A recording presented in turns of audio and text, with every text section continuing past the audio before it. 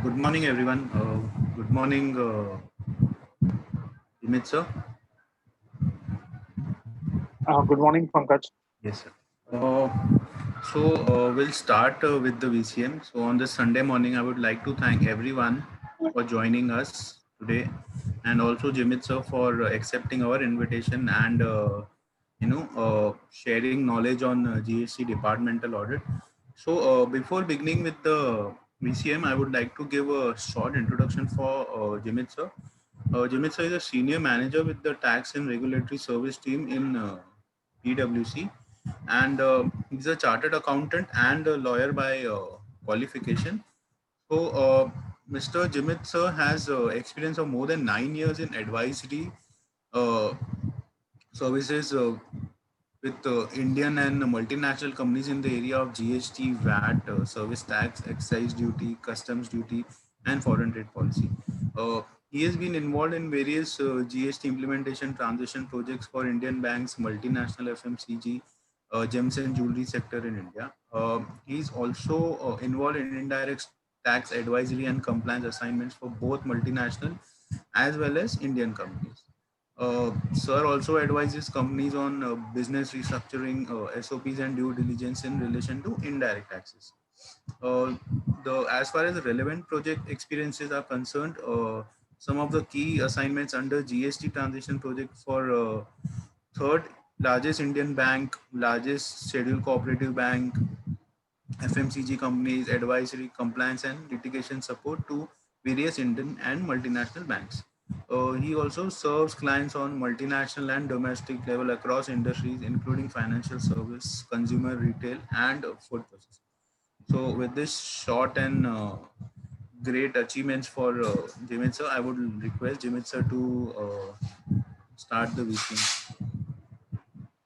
Thank you, Pankaj, for the introduction. Good morning, everyone. Uh, Today's main agenda or topic of discussion is GST audit. As you are all aware,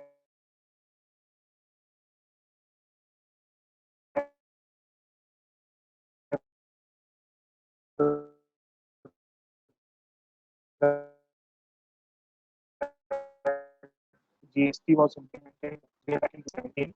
Our was recently started issuing. We can take up this in detail in terms of how and so what is the background of the GST audit under the GST law, and also how we can assist our clients in taking up this GST audit. So during my presentation, what I'll do is I'll take you through provisions under the GST Act in terms of how the framework is designed basically of GST audit. I'll also touch base upon the internal guidelines which have been issued by the Director General of Audit uh, to authorities on how to conduct the GST audit. What are the blind spots in terms of conducting this audit, and list of information or documents which have been requested or which is generally authorities to conduct the audit, followed by their entire procedure. So my request is that we would like to have this session more interactive. So whenever anyone has a question, please feel free to ask and have this session more interactive. Yeah, Pankaj, can you go to the next slide? Uh, Next slide. So under GST audit or under GST law, basically the framework is there are generally two types of audit. Audit which is done by a taxable person. Earlier, it was required that uh, uh, certification is required to be conducted by a chartered accountant. But everyone is aware that in the budget 2021, this specific provision has been removed, and it casts more responsibility on the assessees now. So this is a very good point where we, as a client, should touch base with our assessees in terms of uh, uh, how we can support them, because now the responsibility is more on the assessee rather than on the chartered accountant to do this audit. And second audit is by the GST tax authorities. Under GST tax authorities, there are two types of audit. One is a general audit, and second is a special audit. So general audit is an audit wherein instructions or notices have been issued by the authorities to conduct the audit on a regular basis. And special audit is in a specific cases where they have evaluated or identified scenarios of fraudulent practices, or their books of accounts or records are not maintained in a proper manner, or the risk parameter or the compliance parameters are not met correctly, then authorities generally nominate a charter accountant or a cost accountant to conduct the special audit. Pankaj, can you go to the next slide?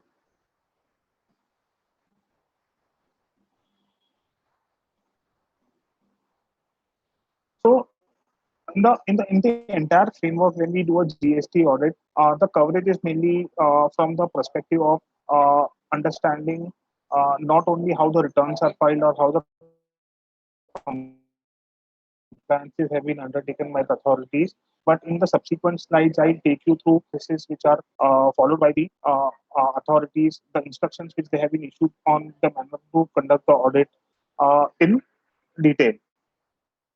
So from a coverage perspective, we can see it not only covers the turnover declared, your input tax credit availment mechanism, but the stress is more on your internal control procedures and the statutory documents which are maintained by any client. And it is very important that not only I mean this is more like a changing framework from our earlier or erstwhile laws. Our audits were conducted on at a high level review or at a company level review rather than looking more into data at a transaction level. But now authorities have also started using artificial intelligent techniques and data analytic techniques to determine what is the risk of the client and on what specific areas they want to look into. So in subsequent slides, I'll cover that in detail in terms of how authorities are looking at uh, on how to do an audit and also the mechanism. So mechanism, as I told you, is just not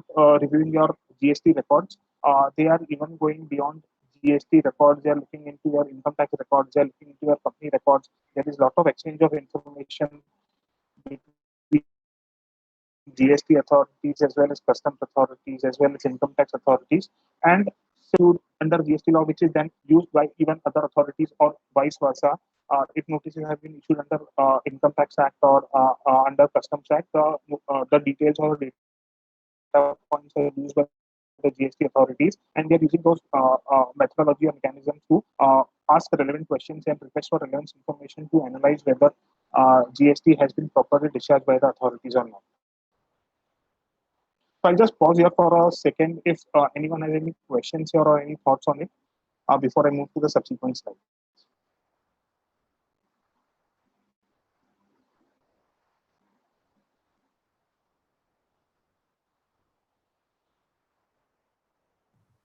So in terms of the legal provisions under the GST law,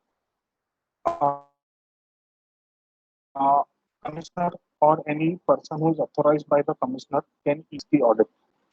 The notice is generally issued in the form of GST ADT 01, wherein an initial or preliminary risk of information is requested from the authorities.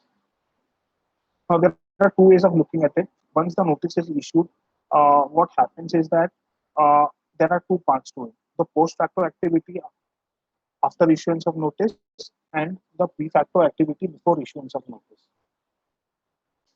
So, once a notice is issued, there are a lot of activities which have been done by the authorities at the back end. Uh, Once the returns have been filed by the assessees, they generally point out the various risk analysis activity at their end. Now, these risk analysis activities are done based on various parameters. Government has issued some 36 different risk parameters based on which assessee is scrutinized or notice is issued. I'll highlight some of the parameters here in our discussion. One of such parameter is whether the returns have been filed on time or not. Second parameter is in relation to your credit availment mechanism.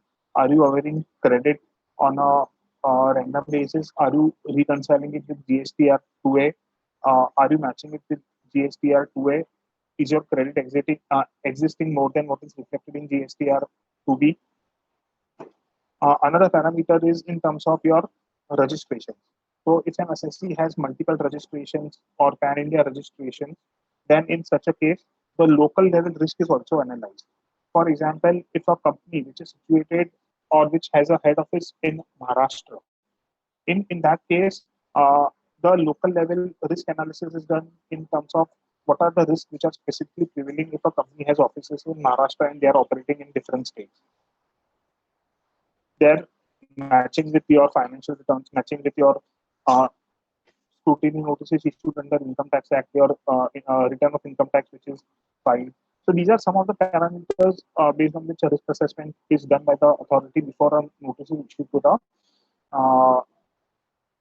uh, assessee. Also, the important point here is that once a notice is issued, authorities generally don't give a time which is more than 2 weeks to submit preliminary information. Even when assessee request for extension, practically we have seen that extension is generally given for a week or so.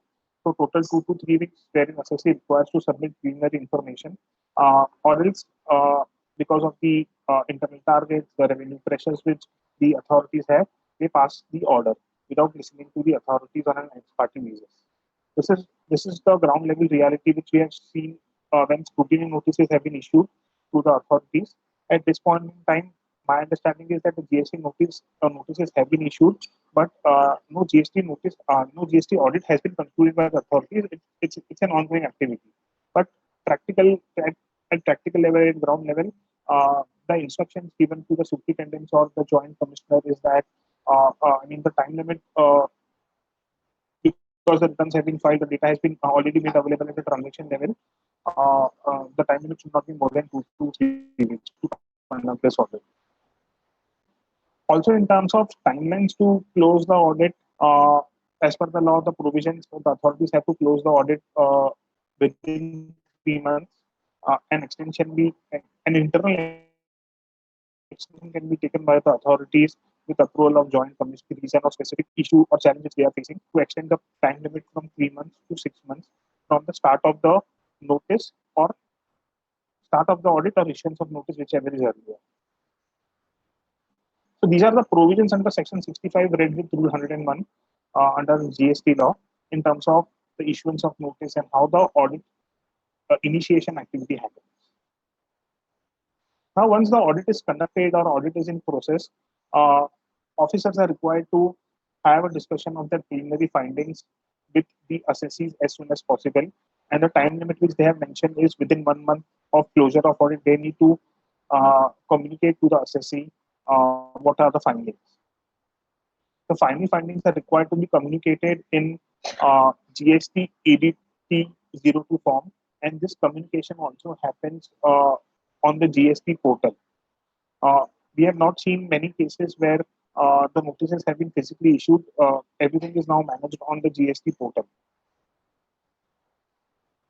Uh, on, in terms of the notices which are being issued, the notice generally highlights discrepancies in the nature of short payment of tax, wrong utilization of credit, as well as any statutory documents which are not required to be issued. Generally, what we have seen or what we are envisaging here is that uh, assessees at the time of GST implementation, 17-18 being the first financial year, there were a lot of challenges in terms of changing their IT systems in place, changing their statutory records in place, and statutory records like self-invoice for reverse charge mechanism have not been in place, or invoices were not issued on time, although the data had been reported on the GST portal.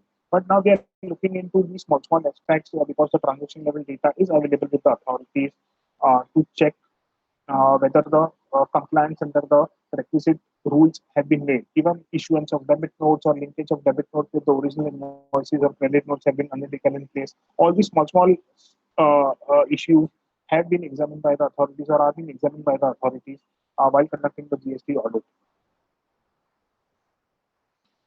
And these provisions are again covered under Section 65 read with Rule 101.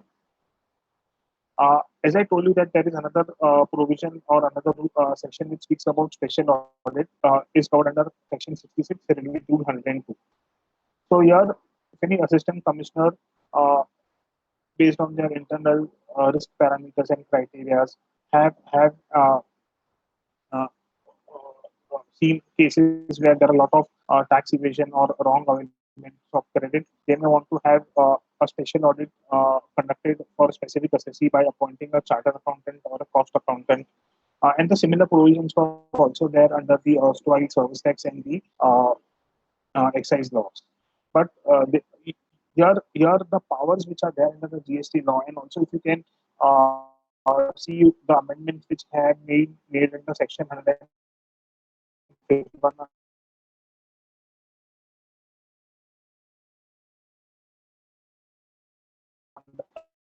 in this budget 2021. Earlier, there were authorities, but now because of the amendment, the information is very widened or broader. So they not only ask records in relation to the GST law, but they generally are asking records morely into your internal control system, your processes, how your outward supplies are happening, what is interconnected with your GST tax technology solutions. So the amendment has given more wide powers to the authorities under the GST law provisions, and this is a very important point which everyone should note, because when we have a discussion with our clients in terms of our scope of work on GST audit, one should always focus now not only on the GST records or data, but also more on their internal controls and their internal processes.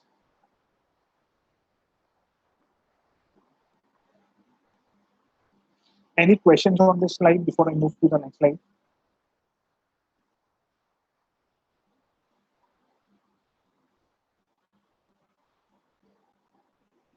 Okay.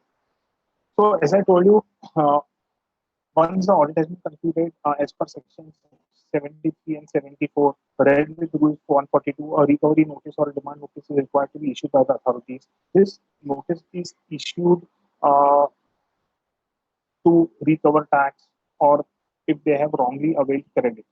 So in terms of the entire procedure which is required to be followed by the authority is, uh, if there is any, so the moot question here is, once they do an audit, I mean, how back they can go and issue a notice.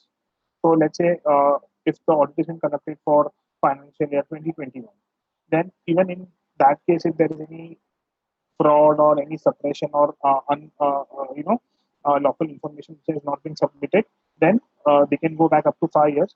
GST was implemented in 2017, but this provision is there wherein in future they can go back up to 5 years, and the similar provisions are already there under the erstwhile law as well. And in case of any non-suppression of fact or any tax evasion, the authorities can go back up to 3 years.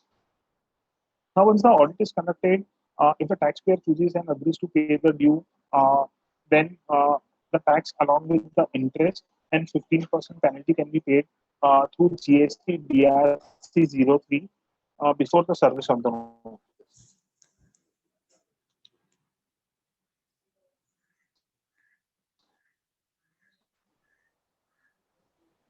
So it is very important for us that we have this communication regularly with the authorities to check if they are going to issue any such situation where there Sir, is a I have condition one section query. 74 Pankaj, can you go to the Hello. Yeah. Can I ask one query? Huh? Yes, please. In the previous slide, Sure. Where you Pankaj, have can you go to the previous slide? Yeah. When we receive the notice of the audit from the government, and before they conducting the audit, if assessee has declared one bill which he has not covered in the audit, and he wants to pay the tax, whether penalty will be levied also, or if he is willingly paying the tax, is there any provision that he can save penalty amount? Yes. So before any notice has been issued and even audit has not started, as in your case, we can voluntarily go ahead and pay the tax along with applicable interest, and if authorities demand penalty to be paid. So there are a lot of legal submissions which are available if an assessee goes voluntarily and Yeah, I think there is one 125 or 126 section is there. Discharge is there, tax along with interest. Yes, penalty can be 25%, or I don't remember the percentage. It can, they can reduce the penalty from 100 to some 25%. That particular section is there, right? I feel. Correct. So, there are provisions under the law to. Correct, sir. So there are provisions under the law to levy a penalty, but wherever an assessee is voluntarily going up and paying a tax along with interest, we generally take grounds and discuss with authorities, and there are a lot of precedent judgments also on this that penalty should not be correct. So applicable. So authorities may always want to issue a notice and correct, sir. So there are levy a penalty. I have a sufficient date before the authorities can levy a penalty, but wherever you're going up and paying a tax along with interest, there are a lot of precedent judgments also on this that penalty should not be notice and also have a sufficient date before the authorities penalty should not be applicable. Thank you very much. Yeah. So here I was sure. No, Pankaj, the slide about that. The previous thing. Yeah.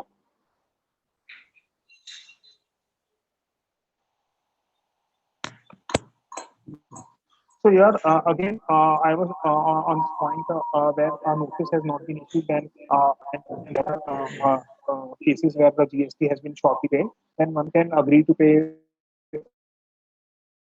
GST, which has been pointed out by the authorities by just 11-15% penalty.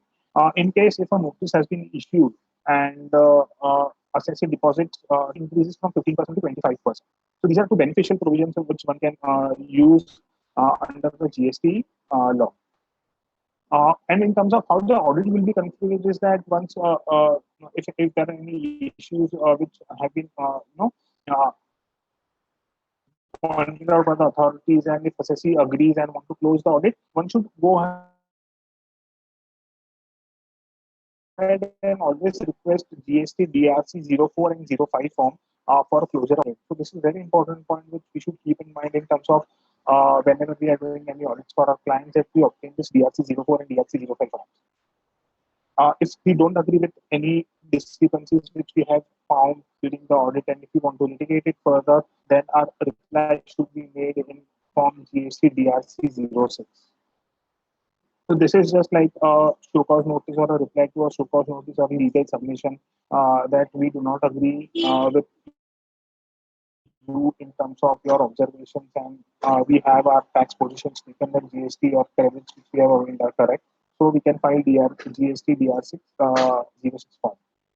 Also under the legal provisions, one can refer section 61 read with rule 99, which again has given widening powers to authorities to issue returns to further scrutiny based on their returns. If there are any discrepancies noticed, one can file a reply within a period of 30 days through ASMP 11 form and take corrective measures in the returns. I mean, if there are discrepancies, an officer does not agree, and if even there are chances of credits have been wrongly availed, then it will lead to recovery of demand under section 73 and 74.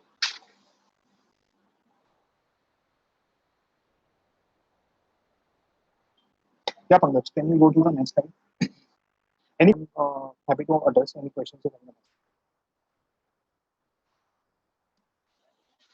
has. Now, why I have covered this slide specifically here, most of you must be aware that the Director General of Audit, along with the risk management wing of the GST audit, they had issued a GST audit manual in 2019. So this GST manual audit is instructional guidelines which authorities are required to be followed to undertake the audit. The entire manual is divided into 6 chapters, and it consists of 14 different annual reports. And while doing this audit or while discussing the scope with your clients, you should go through the provisions of this manual in detail to understand what will be the requirement of the audit, how the process is going to be followed, what all information authorities are generally asking. So as to have a clear picture in terms of how the audit will be started, how the audit will be concluded, and how the audit will be conducted by the authorities. So as I told you, in the audit manual, they have specifically mentioned that the selection criteria. So if you can see on my slide on the right hand side, the selection criteria. There are 36 criteria which have been mentioned under this GST audit manual based on which the risk profiling of a assessee would be undertaken. The risk profiling is not only based on the returns which have been filed, it also goes beyond the provisions under the GST law in terms of in what industry the assessee is operating in, what are the local list parameters, and they have been issued instructions. So for example, one may argue that my client is conducting paying tax in full there, he's fully compliant with the GST law, then still a notice has been issued to him for conducting a GST audit. So there are internal guidelines or internal instructions which have been given authorities that based on the local parameters, they have to issue 20% of their notices to those clients who are facing local. For example, in terms of state, the transition of GST has not happened correctly between the state government and the central government. So there are some local risks which are there. Based on that, even if you are in GST compliant, you will still receive notices criteria which I mentioned earlier in my presentation in terms of the compliance is undertaken by a client. If there have been regularly instances GST returns or any returns by the client on a timely manner, it is very likely that the client will be tagged as a high risk client and a notice would be issued to him. In terms of the no, please stay on this slide. So in terms of the time duration, the internal guideline says that if the client is a large taxpayer, then generally a time limit of 6 to 8 days should be. Time limit is basically for their internal discussion. So once a internal instruction has been communicated by a commissioner or joint commissioner to the authorities, they have some 6 or 8 days of time to profiling of the assessee would be undertaken by the authorities for issuance of a issuance of a knowledge audit within a period of 60 days to the authorities in terms of their profiling. If there is a whole days and then issue a notice. In terms of the audit process, basically, which I've covered in this slide, you can see that they are not only asking GST data. There is a separate chapter on the internal controls. It's a 6-page note in the GST audit manual wherein the authorities have been asked to look into their purchase, to how the purchases are done, how the vendor profiling is done, whether credits, whether the returns of the vendor are filed on timely basis or not, what ERP system the assessee is using to maintain their procurement system. Similarly, in terms of your stock records, in terms of your input tax credit availment mechanism, your financial statements, your distribution mechanism. So it goes well beyond the tax function of any assessee, and it is very important for us to understand that when any GST audit notice is issued, we have to go and move not only with the tax team or the finance team, we have to go beyond the finance team, which is mainly the supply chain team, the procurement team, which will play a very important role for you to understand their processes and assist authorities. So these processes are issued as a preliminary questionnaire when a notice is received to the authorities. So, our so for me as a professional, it is very important that we now focus more beyond our finance or tax function also, and look into how the businesses are done, how their systems are in place, how the processes are in place to understand if there are any gaps in terms of GST non-compliances or short payment of tax or wrong availment of credits.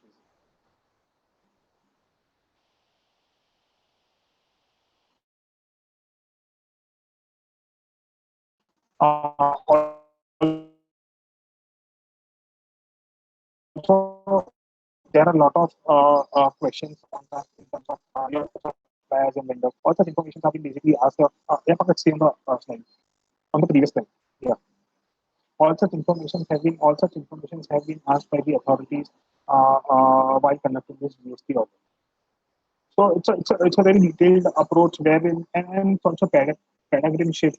So we as chartered accountants or professionals have been doing or assisting conducting audits under the service tax law or under the central excise law. But there the discussion or the restriction was mainly or focus was mainly on the finance function or the tax function, how the returns were filed on a holistic level. But now they are going beyond it. They are and for us it becomes very important for us to understand their processes and their other business areas as well. Yeah, Pankaj, we can go to next slide. Any questions on the about slide? So in this slide, what I'm covering is a circular 13B. Different states have issued different circulars.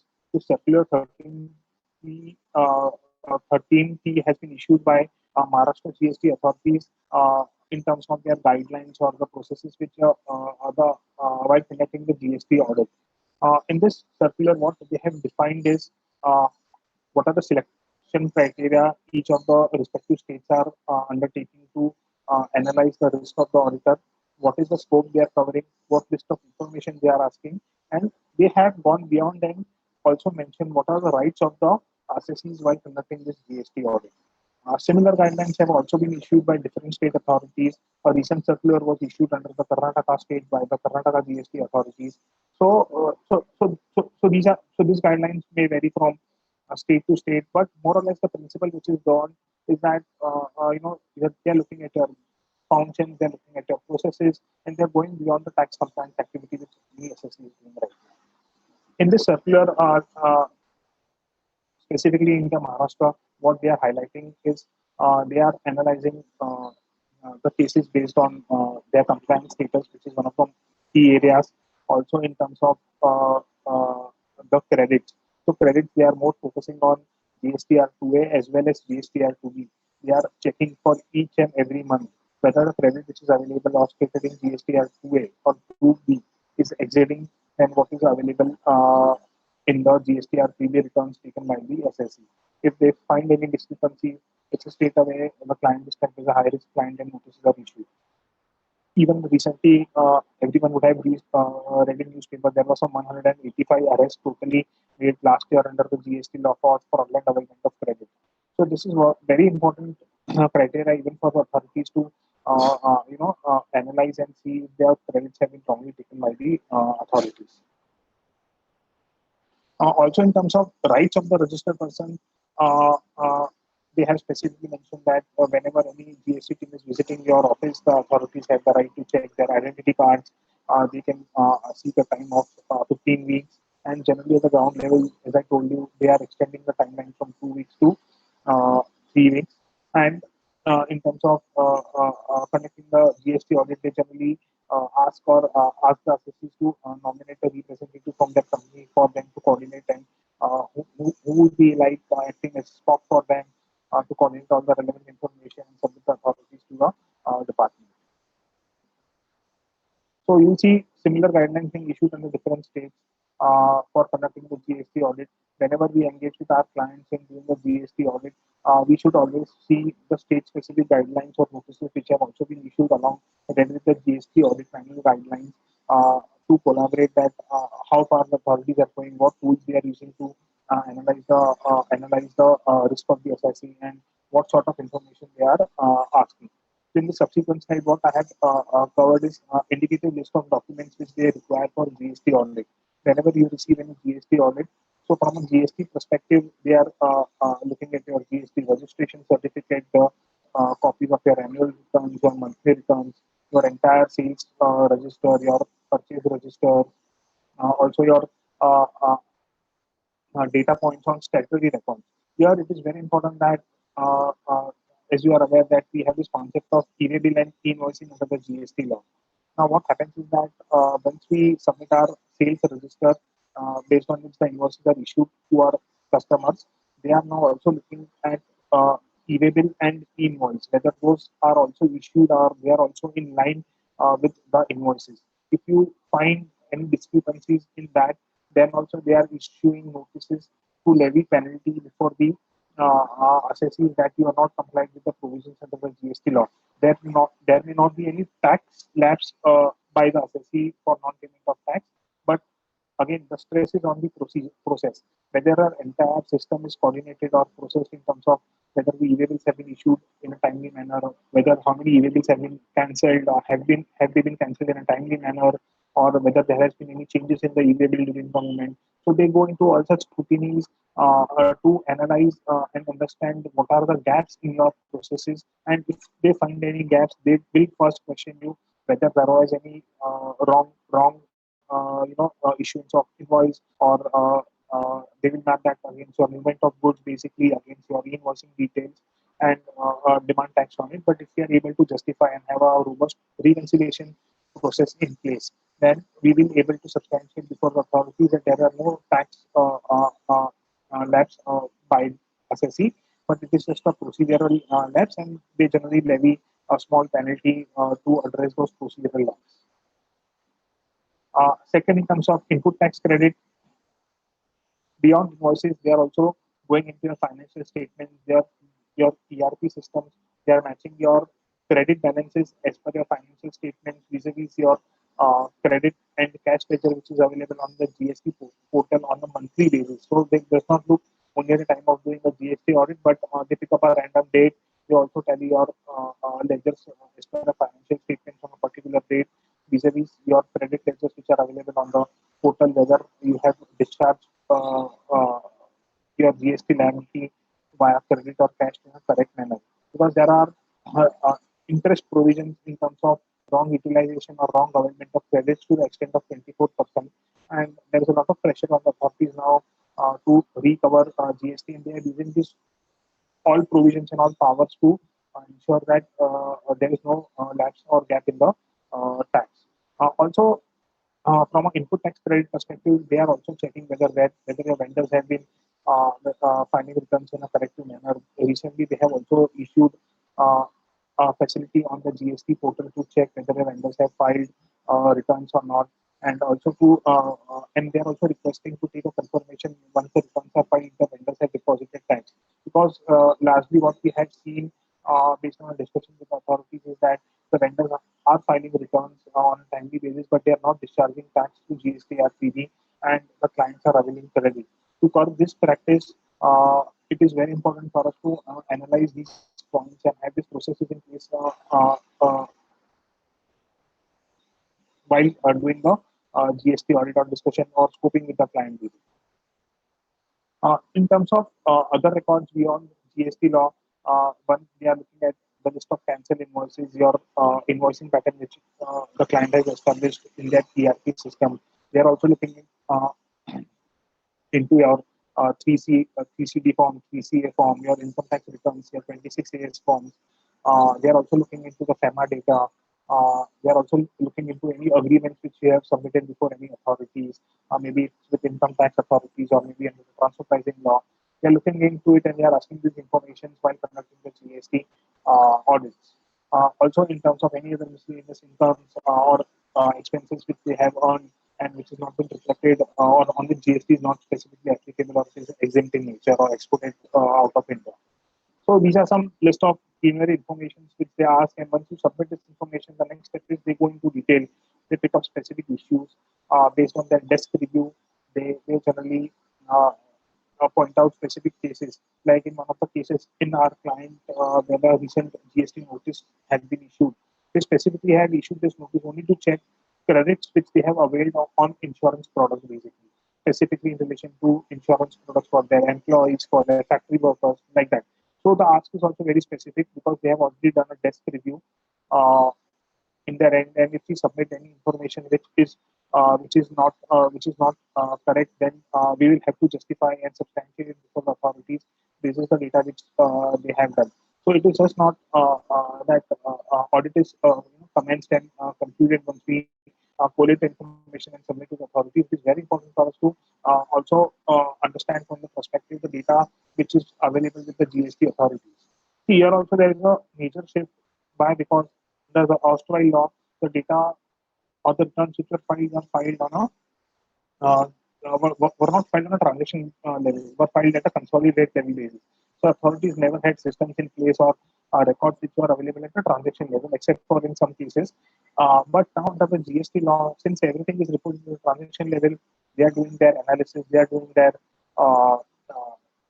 data, uh, you know, uh, analytics and everything at a transaction level, and they are requesting specific information, and the specific information does not collaborate with that information, then the matter goes into another level, and they request for further information. So that trust needs to be developed with the officer in terms of what information they have requested. So we need to have that rapport with the officer and also with our client in terms of how their processes are there, and also now with the officers in terms of what information they have gathered and how they are looking at the information. We may not submit everything which they have asked for it. It's better to have that discussion with the authority in terms of what they are looking at, what data points do they have, so that we can accordingly, submit specific information which they have required and help our clients to close our audits in a timely manner. Any questions on this slide? We can go to next step. Yeah. So any immediate steps, what comes to my mind is that some of your clients would have received audit notices, some are yet to receive the notices. So in such a case, what we should have our discussion with the client is that ready. So right now they are looking at audits for financial year 17-18. So the information generally is in an archival system or it is readily not available with the client. Have that information ready with the client. Discuss with them which are the general data points which they are looking at. Discuss in terms of the timeline by when they can provide the information to us if there is a notice which is issued by the authorities. Because if we don't submit the data to authorities in a timely manner and because of their internal pressures to collect the revenue, they generally go ahead and say that I'm passing no order because of non-submission of this. You please go ahead to the next level and fight it out. And it just causes more and more pain to the assessee in terms of the entire process. Also, what we can do also is that we can discuss with our clients and do a desk review and prepare them in terms of the various reconciliations which are required to be submitted to the GST authorities or auditors and keep those information ready. Also, we should have this strategy in mind in terms of how we are going to uh, present the data, what information they are looking at. Are they focusing more on their procurement, more on their sales side? And also, we should discuss with the clients while implementing GST in 17-18 because this is the main crucial year. Because once audit has been conducted for a particular year, let's say for 17-18, then all subsequent years also similar kind of issues will be picked up blindly by the auditors without looking into the data. So for any client, 17-18 GST audit becomes a very important audit, and it is very important for the assessees also to understand and prepare a strategy in place in terms of our readiness, the information, what are the gaps they think they have in their place. So these are some of the immediate steps which we can discuss internally and help ourselves to prepare for the GST audits and also have our clients, because we know in terms of our clients what are their strengths, what are their weaknesses, and how we can assist them.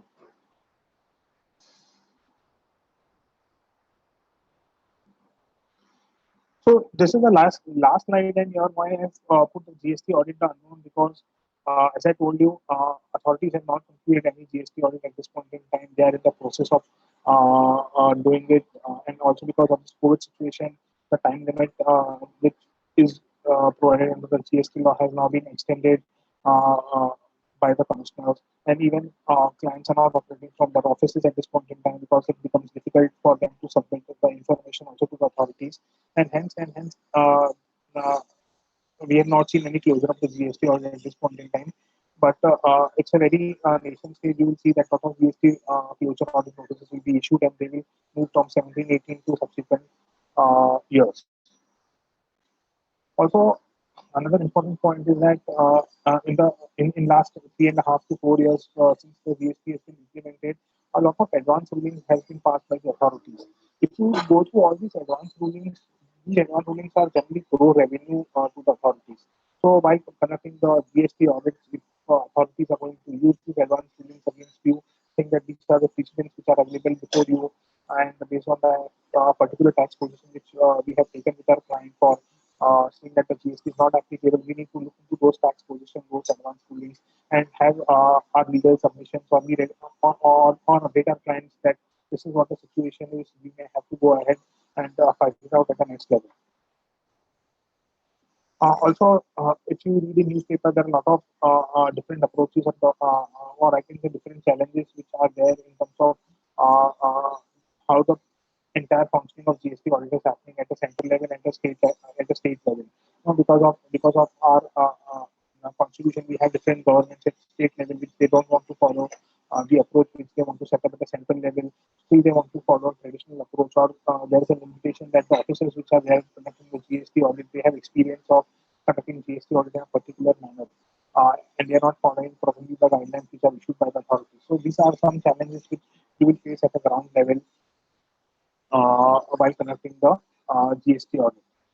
And as I told you, one of the most important point is the GST audit manual. The GST audit manual is 122 page or detailed manual. Some states like Maharashtra have started following the procedure of issuing notices based on the GST audit manual. In some states, we are still seeing that the authorities are issuing notices based on the traditional practices. So it becomes very difficult for a client who has multi-state presence to uh, uh, uh, uh, strategize in terms of what information is required to be submitted in a particular state, where notice has been issued as against a complete different set of information would be required to be submitted in another state. So these are some open points or blind spots which we can say at this point in time in terms of how the GST audit has been done or conducted by the authorities. So this is all from my end. If you have any specific questions, I'll be happy to address it. Uh,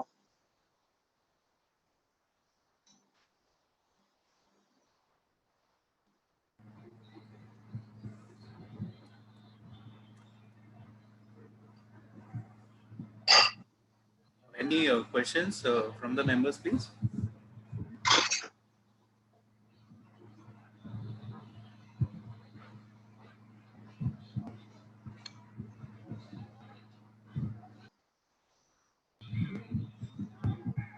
So recently there was one case. I would like to share my experience. The member, the client had registered his address as at South Bombay somewhere.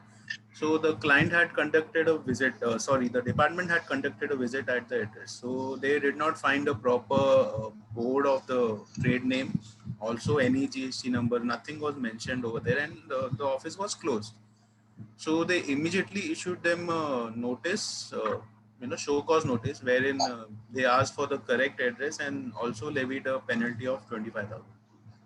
So when we spoke with the officers, they first insisted that you have to pay the penalty, then you have to amend the certificate with the correct address. Only then they will be. Actually, they revoked. They cancelled the registration, and they did not allow to file the returns. Also, everything was locked. Correct, correct. So we have seen a lot of cases where the statutory records, as I just mentioned in my presentation, also where the statutory documents are not maintained by the assessees. They are abruptly issuing penalties because of their internal challenges, internal pressure of collecting the tax. And of course, in your case, the registration certificate was not updated, or if there is any change in address was not updated by the authority. So department are using these powers to levy penalty, but of course we can go ahead and submit that if there is any amendment in the address, we will do it in time, and there is no question of levying any penalty. Yeah, but at ground level we are facing some challenges, but we have to not accept it, and then ask authorities to please we need to file the returns to make our payments and everything, and have that registration number active in the system, and of course challenge the penalty which they have levied. Thank you, sir. Many service tax notices have been issued for the year financial year 15-16 to many clients. Correct. So now even under erstwhile law, the authorities want to close their open assessments or proceedings, or their because of GST transition which happened in last 2 years, there are a lot of officers which are still not moved from the erstwhile region to the new regime, and they want to close their proceedings. So you'll see a lot of traction even under the VAT law to close the audits for 16, 17, 70 as well, and also under the Central Access and Service Tax laws wherever there are demands which are repetitive in nature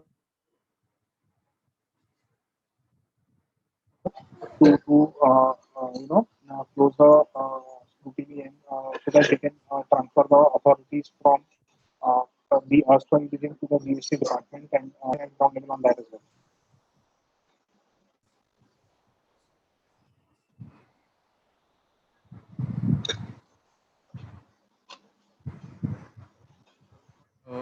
Also, sir, are those notices time barred for as far as service tax is concerned, like for financial year 15, 16? In terms of time barring, yeah. So if you are seeing, so were there any notices which were issued, like scrutiny notices which were issued prior to where the authorities or where the CCs have not answered? So what they are doing is that they are using such kind of notices which they have initially issued, and they are considering the time limit of those notices which they have not responded, and they're considering 5 years from that period of time. So maybe in 17, 18 or 18, 19, some notices were issued which have not been answered by the authorities or which were not received by the authorities. But they are using such notices to say that the period of 5 years should be considered from that period, and you should file a reply. Or the second scenario is that if there are any cases which were already prevailing in the past, the similar cases which were prevailing in the past year, and they want to issue a subsequent notice for a similar issue, then they are referring to the previous cases and saying that they want to extend the timeline. Of course, you can challenge those the notices in terms of the timelines, but the procedure is very cumbersome. You have to go and file a writ before a high court to say that the notices is not under the provisions of the law. But one needs to check why the notice has been issued. Is there a background to it without just approaching the authorities that the notice is not valid or timeline? Because they will not issue such notice without there is any linkage to it in terms of any preceding case laws or any preceding position which is open with the authorities. Right. Okay. Thank you, sir. Any more questions from members, please?